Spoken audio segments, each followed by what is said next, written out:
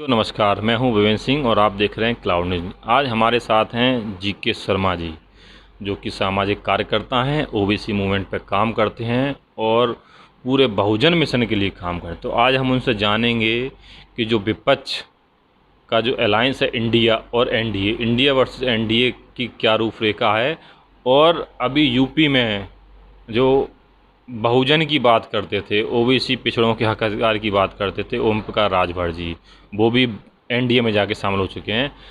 तो सर बताइए, India versus NDA आप किस तरह देखते हैं? भाई साहब, बहुत बहुत धन्यवाद आपको।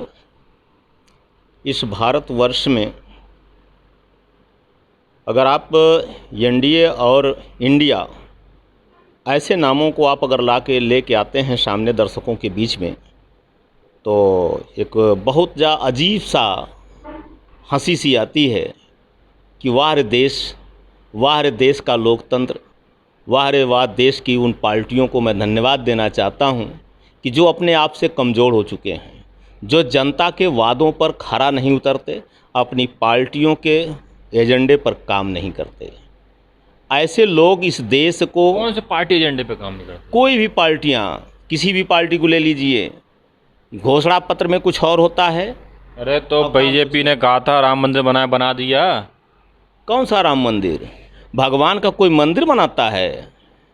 तो किसका मंदिर बनता है? भगवान तो हर जगह घट घट में व्याप्त हैं। हाँ। किस भगवान की बात करते हैं आप?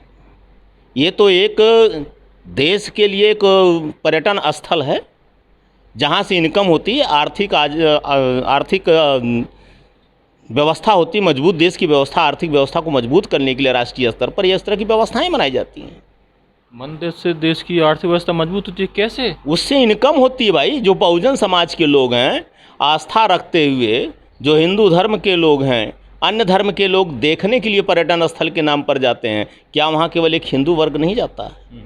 ये हमारी आपकी सोच गलत है। ये भारतवर्ष है, यहाँ धर्म निरपेक्ष देश है। ये किसी भी धर्म पर कोई प्रतिबंध नहीं है, और कोई किसी भी भाषा को, किसी भी धर्म को अपना सकता है, रह सकता है, स्वतंत्र है ये। तो इस तरह से वहाँ से जो आवागमन होता है, जो वहाँ पर खरीद फरोख्त होती है, जो वहाँ पर चढ़ावे चढ़ते हैं, जो वहाँ से ट्राइबल से पैसे आते हैं, हर तरह से पैसे आते हैं, जिससे देश की आर्थिक व्यवस्था मजबूत होती है।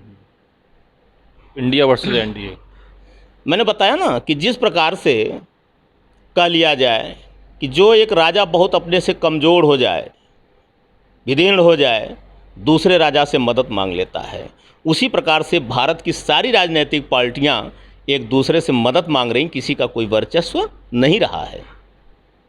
तो मतलब कौन सी पार्टियां में? एक तरफ तो नीतीश जी ने पूरे विपक्ष को इकट्ठा कर दिया, इधर भाजपा में और दल जुड़ते चले जा रहे हैं। देखिए, भारतीय जनता पार्टी बहुत ही अपने आप में एक चालाक पार्टी है।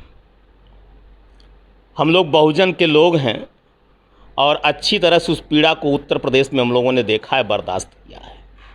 इन्होंने वादा किया था कि केशव प्रसाद मौर्य पिछड़ी समाज के जो है मुख्यमंत्री होंगे।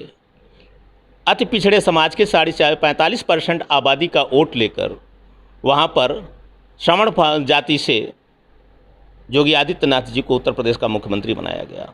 तो ऐसे में भारतीय जनता पार्टी जहाँ भी देखती है कि किस तरफ से हमको पल्ला अपनी तरफ झुकाना, उधर झुका रही है वो। अच्छा, तो आज भी बीजेपी से उसके बावजूद भी ओबीसी समाज के लोग कई सारे जुड़ते हैं। अब कल ही कई सारे पूर्व मंत्री और पूर्व सांसद जुड़े हैं। देखिए, जहाँ तक मेरा मानना है कि बहुजन समाज में जो पिछड़ी जातियों की बात जो आती है, जो बहुजन में तो हम 85% की बात कर लेते हैं, लेकिन SC/ST जो वोट है वो ओबीसी को नहीं मिलता। ओबीसी वाले जो वोट है SC को दे देते हैं। अगर ओबीसी के लोग SC को वोट नहीं देते तो उत्तर प्रदेश में मायावती सरकार नहीं बना पाती। मतलब आप ये कहना चाह रहे हैं कि ओबीसी के बिना बीएसपी सरकार नहीं बनी? नहीं बनी भाई। तमाम मंत्री रहे उसमें भी, अथवा बहुजन के अथवा पिछड़ी जातियों के, लेकिन वह रास्ते से भटक गई पार्टी। जब पार्टी वो भटक गई तो समाज को लगा कि हमारा कोई शोषण हो रहा, हमारा भला तो हो नहीं रहा, सामाजिक न्याय हमको नहीं मिल रहा, न शैक्षिक अथवा आज़ादी मिल रही है, न राजनीतिक आज़ादी मिल रही, किसी प्रकार की आज़ादी नहीं है। तो मतलब ऐसे समाज लोग कहते हैं कि ओबीसी के लोग नहीं जागरूक हैं, और आप कह रहे हैं कि ओबीसी के लोग वोट दे के उनको राजा बनाते हैं। ओबीसी के लोग तो जागरूक बहुत हैं। अगर जागरूक नहीं होते तो जितने भी महापुरुष हैं ऊपर से लेकर नीचे तक देख लीजिए, सबसे ज़्यादा महापुरुष पिछड़ी जातियों के मिलेंगे, और समय समय पर देश को मार्गदर्शन देने का काम किया है।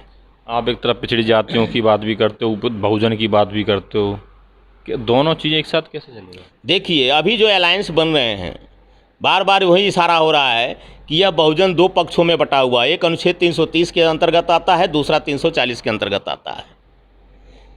तो ये दोनों क्यों नहीं आपस में बन जाते हैं? अलायंस बनाने की ज़रूरत ही नहीं है किसी को। पूरा समाज अगर जागृत हो जाए तो 67% इनकी आबादी हो जाती है। 45%, 22%, यह दोनों मिलकर जिसको चाहे उसको सत्ता में अपने बैठा सकता है और जिसको चाहे उसको निकाल सकता है। तो इन दोनों को साथ आ जाना चाहिए। बिल्कुल आना चाहिए, यह समय की पुकार है। लेकिन तो ले आइए ना साथ, किसने मना किया? आ जाइए साथ आप लोग, क्यों नहीं आ जाते? हम लोग तो सामाजिक कार्यकर्ता है ना, हम लोग तो सुझाव ही दे सकते हैं ना। हम लोग चुनाव तो बात लड़ेंगे। कर लीजिए ना, बहन जी से बात कर लीजिए, अखिलेश यादव से बात कर लीजिए। भाई देखिए, लोग नेता लोग हैं, ये लोग पार्टी चलाते हैं, ये लोग पार्टी के लोग अपने से खुद समझें कि हमें कहाँ जाना चाहिए। उन सामाजिक संगठनों से ताना बाना बनाना चाहिए कि नहीं बनाना चाहिए, तब तो कहीं उसका अलायंस इन लोगों का बन पाएगा ना। तभी तो 67% के लोग एक तरफ हो पाएंगे। जो 52 मेसराम चिल्लाते हैं हम 1585 बोल मूल निवासी, केवल हवाई नारे हैं इन लोगों के। हवाई नारे से नहीं कुछ हो सकता। आप समझौता करिए कि अनुच्छेद 340 पूरे देश में हम लागू करेंगे, चाहे जो सरकार आनी चाहे आए, वो राज करेगी। हमारे साथ जीके शर्मा जी, इन्होंने कहा है कि ओबीसी समाज के बिना किसी की सरकार नहीं बन सकती। उत्तर प्रदेश में भी अगर बहुजन समाज पार्टी सरकार बनी है तो बिना ओबीसी समाज सरकार नहीं बन सकती। एससी और ओबीसी समाज को एक साथ आ जाना चाहिए। इसके अलावा किसी और से अलायंस करने की, गठबंधन करने की कोई ज़रूरत नहीं पड़ेगी। आप देखते रहिए मेरे साथ क्लाउड न्यूज़। धन्यवाद। लेटेस्ट अपडेट पाने के लिए हमारे चैनल क्लाउड न्यूज़ को अभी लाइक करें, सब्सक्राइब करें और बेल आइकन दबाना बिल्कुल ना भूलें।